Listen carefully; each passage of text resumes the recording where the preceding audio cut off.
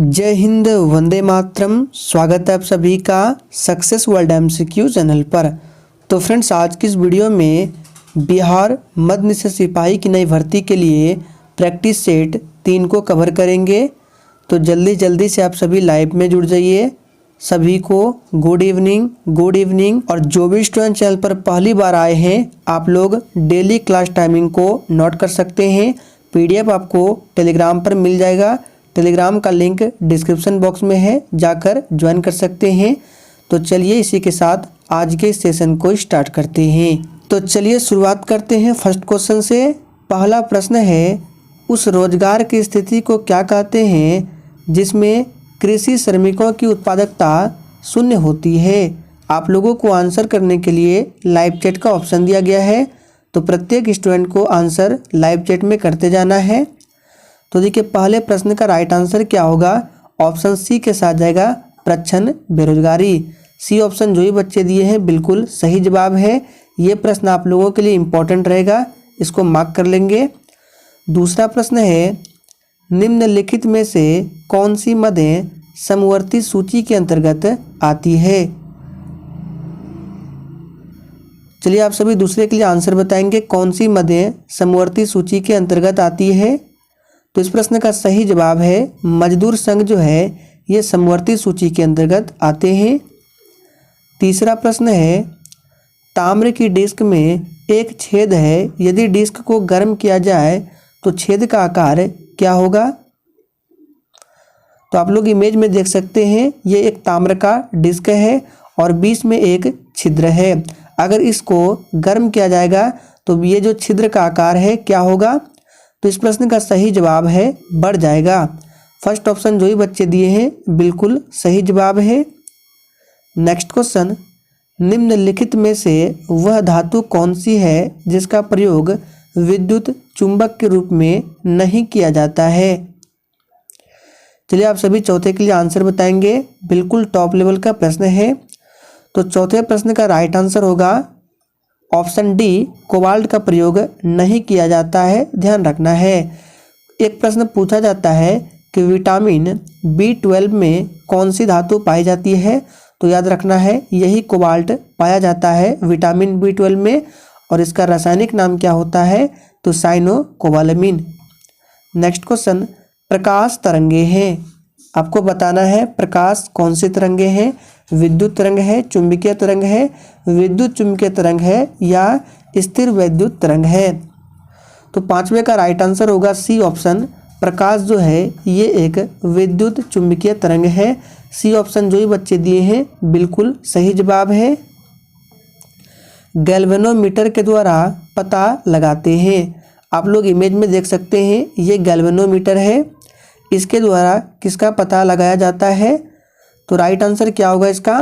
तो देखिए, गैल्वेनोमीटर यंत्र का उपयोग छोटे विद्युत परिपथों में विद्युत धारा की दिशा एवं मात्रा ज्ञात करने के लिए किया जाता है। तो ऑप्शन में धारा दिया गया है, सी ऑप्शन बिल्कुल सही जवाब है। प्रतिरोध का एसआई मात्रक पूछा जाता है, क्या होता है, तो ओम जो है ये प्रतिरोध का एसआई मात्रक है। विद्युत धारा का एसआई मात्रक क्या है, आप लोग कमेंट करेंगे फटाफट से लाइव चैट में। चलिए लाइव चैट में आंसर करेंगे, विद्युत धारा की एसआई मात्रक क्या है। तो बिल्कुल सही जवाब दिए, एम्पियर जो है ये विद्युत धारा की एसआई मात्रक है। प्रतिरोध का क्या होता है, ओम है। नेक्स्ट क्वेश्चन, कौन सा खनिज एल्युमिनियम का अयस्क है। तो जैसे कि आप लोग चित्र में देख सकते हैं ये एल्युमिनियम का अयस्क है और ये खनिज है और इसका नाम है क्या। तो देखिए, 7 का राइट आंसर ऑप्शन बी के साथ जाएगा, ये बॉक्साइड है। बी ऑप्शन जो ही बच्चे दिए हैं बिल्कुल सही जवाब है। कोयले की खानों में प्रायः विस्फोट करने वाली गैस कौन सी है। चलिए आप सभी 8वें के लिए आंसर करेंगे। तो देखिए, कोयले की खानों से कौन सी गैस निकलती है, तो इसका सही जवाब हो जाएगा मीथेन। डी ऑप्शन बिल्कुल सही जवाब है। आप लोग देख सकते हैं इमेज में, कोयले की खानों में प्रायः विस्फोट करने वाली गैस है मीथेन। नेक्स्ट क्वेश्चन, किसकी मौजूदगी के कारण शरीर के भीतर रक्त जमता नहीं है। चलिए देखिए, अगर आप लोग रक्त को माइक्रोस्कोप से देखेंगे तो आपको जो इमेज में दिख रहा है कुछ इस तरह से दिखाई देता है। तो देखिए इस प्रश्न का सही जवाब क्या होगा, किसकी मौजूदगी के कारण शरीर के भीतर रक्त जमता नहीं है। तो सी ऑप्शन बिल्कुल सही जवाब है, हिपेरिन।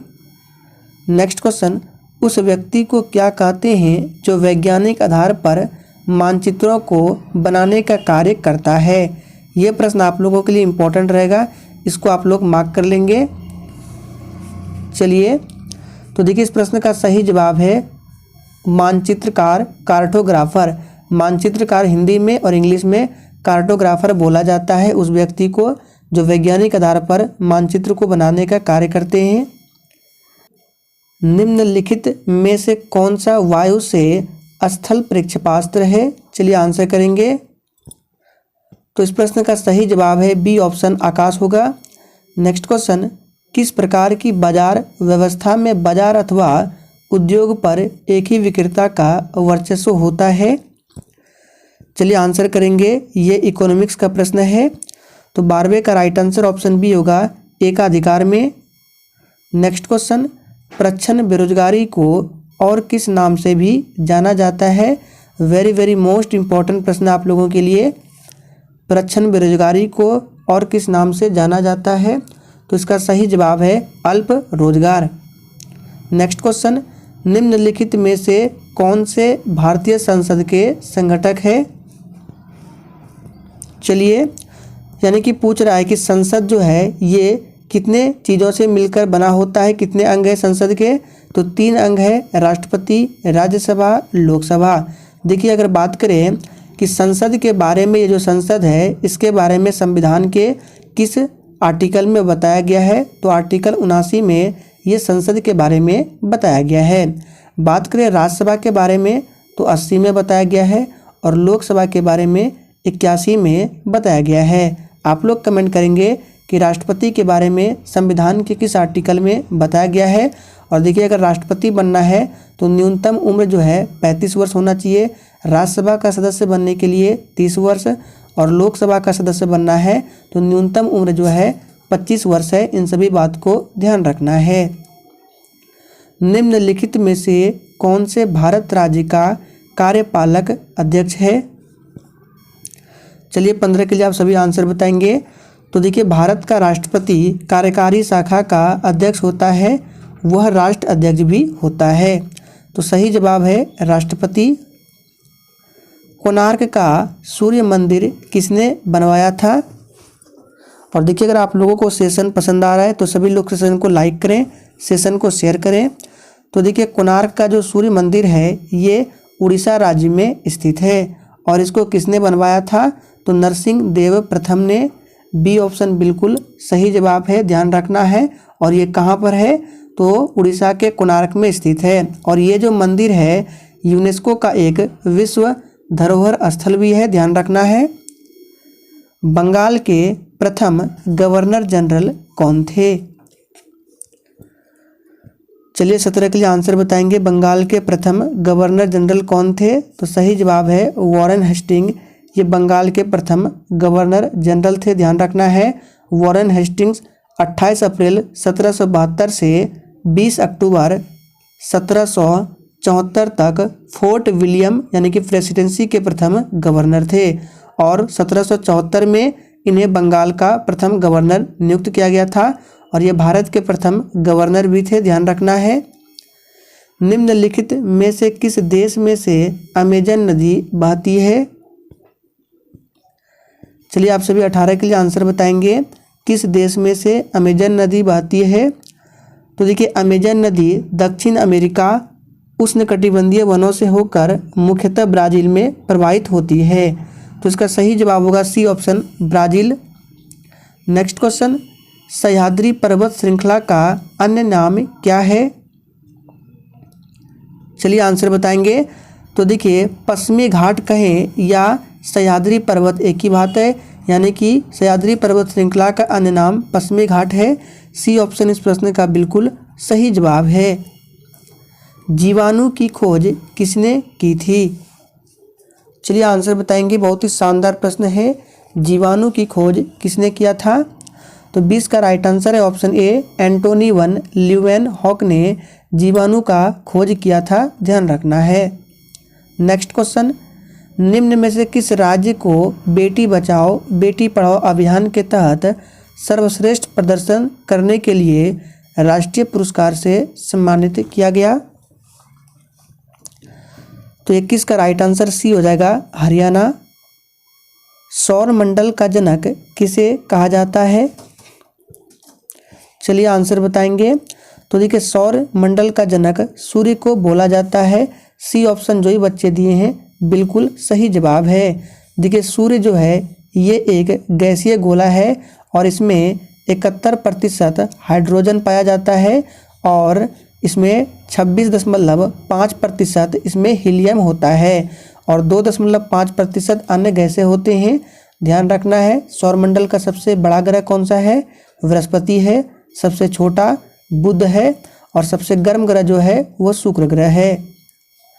निम्न में से किस क्षेत्र में वर्ष भर वर्षा होती है? चलिए आंसर बताएंगे। ये भी प्रश्न आप लोगों के लिए इम्पोर्टेंट है। किस क्षेत्र में वर्ष भर वर्षा होती है? तो देखिए, भूमध्य प्रदेश वाले क्षेत्र में वर्ष भर वर्षा होती है। सही जवाब है भूमध्य रेखीय प्रदेश। पारिस्थितिक तंत्र शब्द का उपयोग सर्वप्रथम किसने किया? तो 24 का आंसर क्या होगा? ऑप्शन बी हो जाएगा, A.G. टॉन्सले ने। पारिस्थितिक तंत्र शब्द का प्रयोग सर्वप्रथम A.G. टॉन्सले ने किया था। ध्यान रखना है। कब किया था? तो 1935 में। निम्न में से कौन एक खनिज आधारित उद्योग है? चलिए आंसर करेंगे। और जो आप लोग ये प्रश्न देख रहे हैं सभी प्रश्न आपके बिहार मध्य निषेध सिपाही एग्जाम सिलेबस पर आधारित है। तो कौन एक खनिज आधारित उद्योग है? इसका सही जवाब हो जाएगा लोहा इस्पात उद्योग जो है ये एक खनिज आधारित उद्योग है। नेक्स्ट क्वेश्चन देखते हैं। एक चुंबकीय क्षेत्र उत्पन्न किया जा सकता है। चलिए आंसर करेंगे। बिल्कुल 1 नंबर का प्रश्न है। तो देखिए, परिवर्ती विद्युत क्षेत्र अथवा गतिमान आवेश अपने चारों ओर चुंबकीय क्षेत्र उत्पन्न करते हैं। तो गतिमान आवेश और बदलते हुए विद्युत क्षेत्र दोनों होगा। सी ऑप्शन बिल्कुल सही जवाब है। आधुनिक आवर्त नियम का आधार क्या है? यानी कि आधुनिक पीरियोडिक टेबल आवर्त सारणी जो है ये किस पर आधारित है?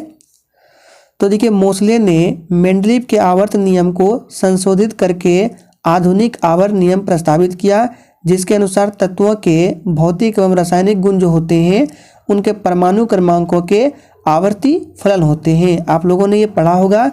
और जो ये आधुनिक आवर्त नियम है ये परमाणु क्रमांक पर आधारित है। तो सही जवाब होगा बी ऑप्शन, परमाणु क्रमांक। ध्यान रखना है। एपी कल्चर का कौन सा उत्पादन प्रसाधन में प्रयुक्त होता है? चलिए 28 के लिए आंसर करेंगे। तो देखिए, एपी कल्चर जो संबंधित होता है वो मधुमक्खियों के पालन से संबंधित होता है। एपी कल्चर से प्राप्त मोम उत्पादन पॉलिश व सौंदर्य प्रसाधन में प्रयुक्त होता है। शहद खाद्य पदार्थ के रूप में भी प्रयोग होता है। तो ऑप्शन में शहद दिया गया है। महेश नारायण प्रथम संपादक थे। चलिए आंसर करेंगे 29 के लिए। तो देखिए, ये बिहार से रिलेटेड प्रश्न है, इसको ध्यान रखना है। महेश नारायण हिंदी कवि तथा सामाजिक कार्यकर्ता थे और ये बिहार टाइम्स के प्रथम संपादक थे। तो सही जवाब इसका क्या होगा? 29 का ऑप्शन बी होगा, बिहार टाइम्स। पटना में 1857 के विद्रोह के नेता कौन थे? वेरी वेरी मोस्ट इम्पॉर्टेंट प्रश्न है आप लोगों के लिए। पटना में 1857 के विद्रोह के नेता पीर अली थे। और 1857 की क्रांति की शुरुआत कहाँ से होती है? तो उत्तर प्रदेश के मेरठ से। किस तारीख को? तो 10 मई से स्टार्ट होती है। ध्यान रखना है। अलाई दरवाज़ा किस प्राचीन निर्माण का बाहरी हिस्सा है? चलिए, तो देखिए, अलाई दरवाज़ा का निर्माण अलाउद्दीन खिलजी ने करवाया था और यह कुतुब मीनार का बाहरी हिस्सा है। तो सही जवाब है कुतुब मीनार। और निर्माण भी पूछा जाता है तो ध्यान रखना है, अलाउद्दीन खिलजी ने करवाया था। भारत छोड़ो आंदोलन के क्रम में पटना सचिवालय गोलीकांड में शहीद होने वालों में निम्न में से कौन शामिल नहीं थे? तो सबसे पहले ध्यान रखिए, भारत छोड़ो आंदोलन 9 अगस्त 1942 के दौरान बिहार में 11 अगस्त 1942 को पटना सचिवालय पर राष्ट्रीय झंडा फहराने का निर्णय लिया गया। इस दौरान सचिवालय भवन में तैनात वर्दीधारी पुलिस को गोली चलाने के आदेश दे दिए गए, जिनमें से 7 छात्र शहीद हुए थे। उनमें से पूछ रहा है कि कौन सा इसमें शामिल नहीं था, तो सीताराम केसरी ये शामिल नहीं था। बाकी उमाकांत, राजेंद्र सिंह, रामानंद सिंह और भी है, जैसे सतीश प्रसाद झा, जगतपति कुमार, ये सभी है। राजा मानसिंह को बिहार प्रांत का प्रांतपति नियुक्त किया था, किसने किया था? चलिए, तो देखिए मुगल सम्राट अकबर ने राजा मानसिंह को बिहार प्रांत का प्रांतपति नियुक्त किया था। तो सही जवाब है अकबर। बाबर को ध्यान रखना है, इन्होंने मुगल वंश की स्थापना की थी। कब? तो 1526 में पानीपत का प्रथम युद्ध होता है बाबर और इब्राहिम लोदी के बीच, जिसमें बाबर ने इब्राहिम लोदी को हराकर मुगल वंश की स्थापना की थी 1526 में। पानीपत का दूसरा युद्ध पूछा जाता है 1556 में हुआ था। पानीपत का तीसरा युद्ध कब हुआ था? आप लोग कमेंट करके बताएंगे। वर्गीकरण की कृत्रिम प्रणालियां आधारित होती है। और देखिए आपको प्रश्न के साथ जितने भी एक्स्ट्रा फैक्ट बताते हैं उनको आप लोग कॉपी में ज़रूर नोट डाउन किया करें। तो वर्गीकरण की कृत्रिम प्रणालियां आधारित होती है किस पर? तो इसका सही जवाब है 1 या 2 बाह्य लक्षणों पर। बी ऑप्शन बिल्कुल सही जवाब है। नेक्स्ट क्वेश्चन, मध्यवता पाई जाती है, किस में पाई जाती है? तो देखिए मध्यवता जो है ये केवल कीटोन द्वारा दर्शाई जाती है, और एसीटोन एक जो है कीटोन होता है। तो सही जवाब होगा एसीटोन। एसीटोन जो है ये एक प्रकार का कीटोन है। चुंबकीय क्वांटम संख्या बताती है। तो देखिए चुंबकीय क्वांटम संख्या जो है ये कक्षकों का अभिविन्यास को बताती है। राइबोसोम अंतः प्रद्रव्य जालिका के साथ किसके द्वारा जुड़े रहते हैं? चलिए, तो देखिए ये जो जुड़े रहते हैं राइबोफ्लोरिन द्वारा। ऑप्शन ए बिल्कुल सही जवाब है। 1930 में मुस्लिम लीग का अध्यक्ष कौन था? चलिए आंसर करेंगे। तो इसका सही जवाब हो जाएगा मोहम्मद इकबाल 1930 में मुस्लिम लीग का अध्यक्ष था। नेक्स्ट क्वेश्चन, निम्नलिखित में से किस समिति ने मौलिक कर्तव्यों को शामिल करने की अनुशंसा की थी? तो देखिए वर्तमान समय में मौलिक कर्तव्य जो है 11 है, लेकिन जब संविधान में जोड़ा गया था तभी 10 मौलिक कर्तव्यों को संविधान में जोड़ा गया था, और ये जोड़ा गया था 42वां संविधान संशोधन जो कि 1976 में हुआ था। उसी के तहत सरदार स्वर्ण सिंह समिति के सिफारिश पर संविधान में 10 मौलिक कर्तव्यों को ऐड किया गया था। 11वां मौलिक कर्तव्य जो है इसे 86वें संविधान संशोधन जो कि 2002 में हुआ था, इसके तहत जोड़ा गया था। और मौलिक कर्तव्य को किस देश के संविधान से लिया गया है? तो रूस देश के संविधान से लिया गया है, ध्यान रखना है। तो कौन सा समिति होगा? अभी हमने बताया सरदार स्वर्ण सिंह समिति। अली वर्दी खान के बाद बंगाल का नवाब कौन बना? तो देखिए अली वर्दी खान के बाद बंगाल का नवाब बना था सिराजुद्दौला। निम्नलिखित में से कौन भारत के तोते के रूप में जाना जाता था?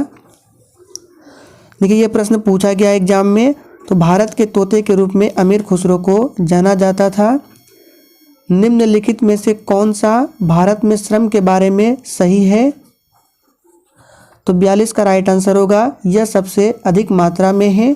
फर्स्ट ऑप्शन बिल्कुल सही जवाब है। भारत में आर्थिक सुधारों के बाद से अर्थव्यवस्था के निम्नलिखित क्षेत्रों में से किससे सबसे ज़्यादा बढ़ोतरी हुई है?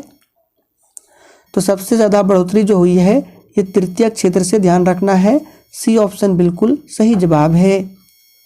डॉक्टर BR अम्बेडकर द्वारा किस अनुच्छेद को भारतीय संविधान का हृदय तथा आत्मा के रूप में वर्णित किया गया है? तो बहुत ही आसान प्रश्न है, अनुच्छेद 32 होगा आंसर। नेक्स्ट क्वेश्चन, खाली स्थान सरकार में राजनीतिक शक्तियों को अधिक से अधिक नागरिकों में विभाजित की जाती है। तो ये किया जाता है लोकतांत्रिक में। देखिए लोकतांत्रिक सरकार में क्या होता है, राजनीतिक शक्तियों को अधिक से अधिक नागरिकों में विभाजित किया जाता है। तो डी ऑप्शन सही जवाब है। अब यहाँ से आपके हिंदी के प्रश्न स्टार्ट है। कवि शब्द का स्त्रीलिंग रूप क्या होगा?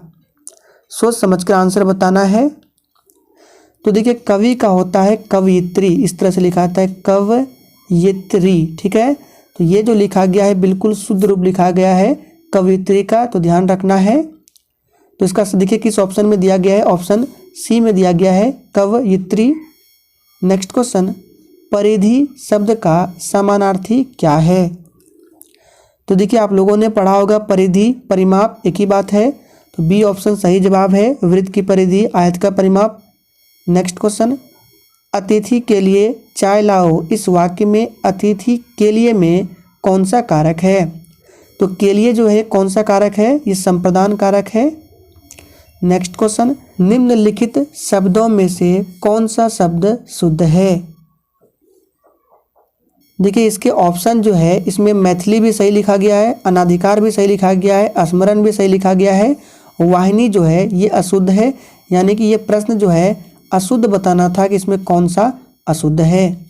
नेक्स्ट क्वेश्चन, अब यहाँ बता देते हैं वाहिनी कैसे लिखाता है। तो इसे वाहिनी होता है, वाहिनी नहीं होता है, वाहिनी। नेक्स्ट क्वेश्चन, अनल का समानार्थी क्या है? तो देखिए अनल का मतलब क्या होता है? आग होता है। ए ऑप्शन बिल्कुल सही जवाब है।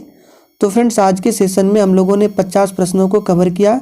इसी के साथ आज का प्रैक्टिस सेट यहीं पर समाप्त होता है।